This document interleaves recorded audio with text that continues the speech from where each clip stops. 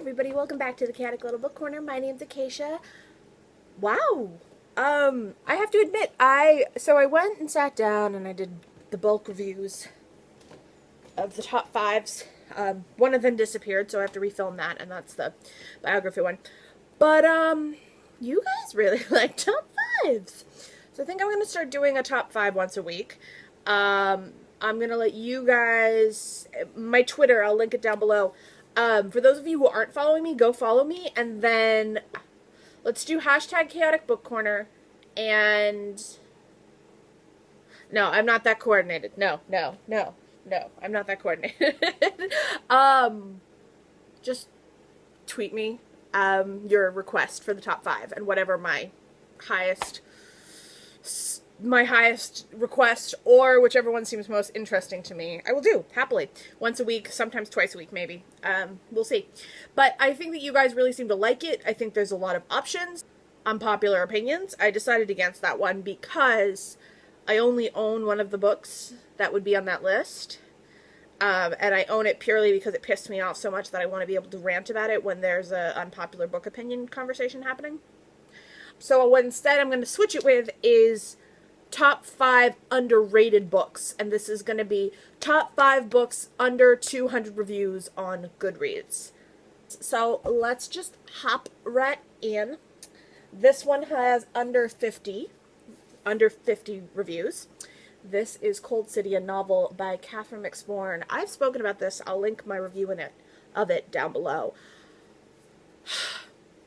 So you guys have asked me quite a bit about what it's like for me to have a fugue state and to lose consciousness and to be under the point where an alter of mind takes over my body. And for those of you who are new to my channel, I suffer from dissociative identity disorder, which is a disorder that stems from trauma that happened to a child at a very young age. There is a trauma that occurs while the psyche is still trying to formulate the identity of a child, and instead of formulating a single identity, it splits the identity and formulates two, and then as the child ages, identities can kind of continue to appear format in ways of coping with different emotions, different situations, different traumas that have occurred to the child later on in life. So that is what I have. This is a really good story that depicts dissociation pretty well.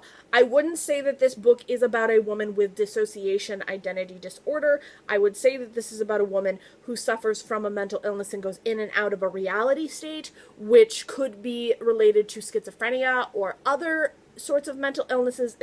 I don't remember it being specified. She takes an overdose of medication and ends up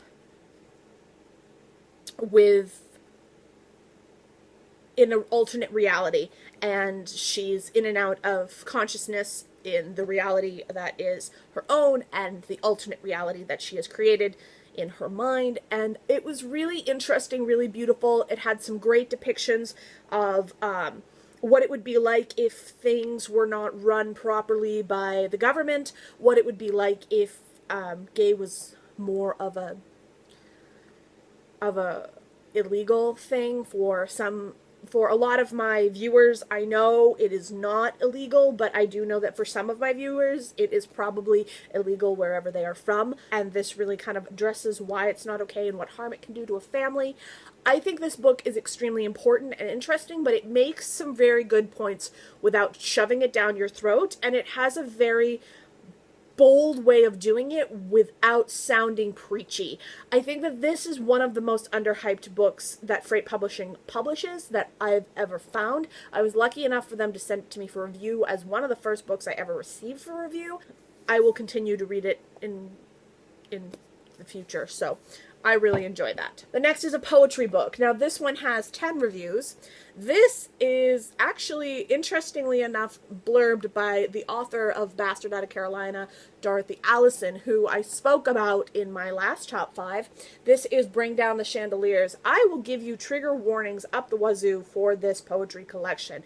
It takes a woman who is a lesbian and who suffers from mental illness and abuse and it's her story in poetry form. Now, it is not at all a pretty story. It is exquisitely done. I think it was one of the most amazing poetry collections I have ever come into contact with, and it was probably the most touching to myself. I cried during this collection. I sobbed uncontrollably. This is from a Write Bloody Book publishing. I really love this collection, and I plan to keep following that publisher because I've really enjoyed them. Next one would be one that I've spoken about several times, and this I have a review for. I'll post it down below. This is The Singular and Extraordinary Tales of Mira and Goliath by Ishbel B.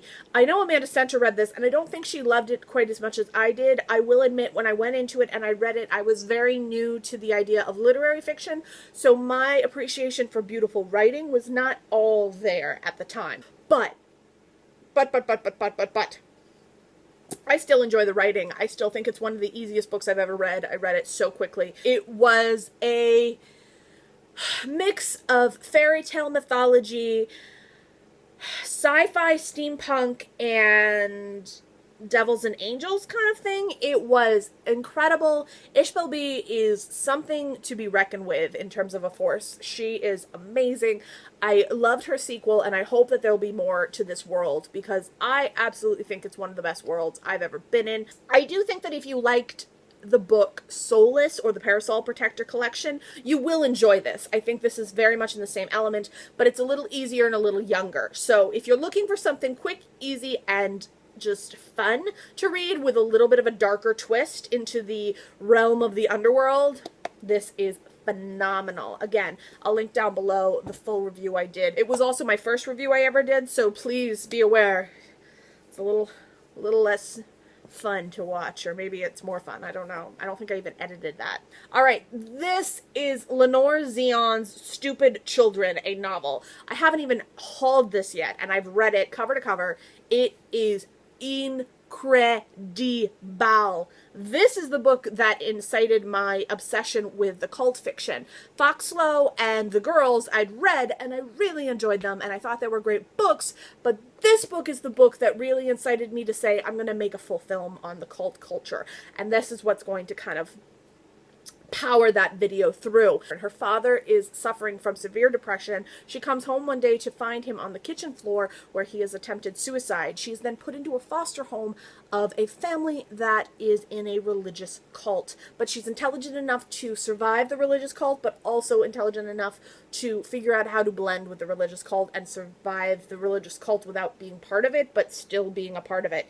It's wonderful. It's phenomenal. This book is from 2013. It is from Emergency Press. I cannot understand why this didn't get more, well, actually no, that's not true. I can totally understand why this didn't get more hype.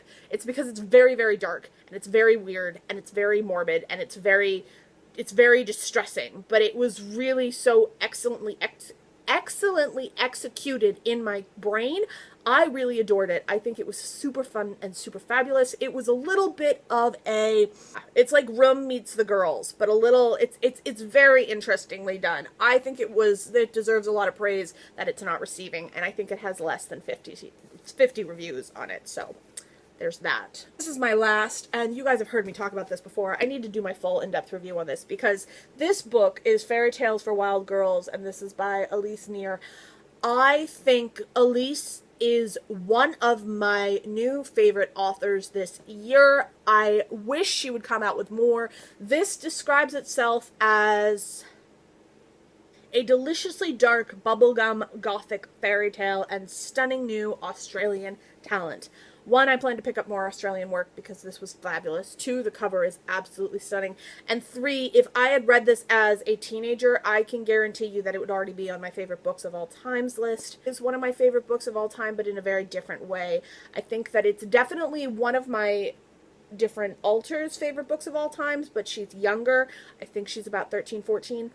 This is one of her favorites. This was one of the most, it's got some very interesting literary wrapped up text. It gives nods to a bunch of different stories, to folklore, to fairy tales, to authors to darkness to Edgar Allan Poe. It has so much wrapped in it that I'm going to need to read this a second time, I think, before I give a full in-depth review, because I think there were so many underlying subtext plots and statements of other literature that it was phenomenal. I really can't tell you enough times how much I've enjoyed this, how much I thought this was wonderful. I read it in the winter, and I really wish I'd read it in the summer, so I probably will just reread it this year, just once in the summer, because I need to see what season works for it. That's what I need. I need to see what season works for it. Fairy Tales for Wild Girls, like, this is also one of my most favorite covers. If I could get that tattooed on my back without breaking laws, I would. I should write a lease. I think I'm going to write a lease.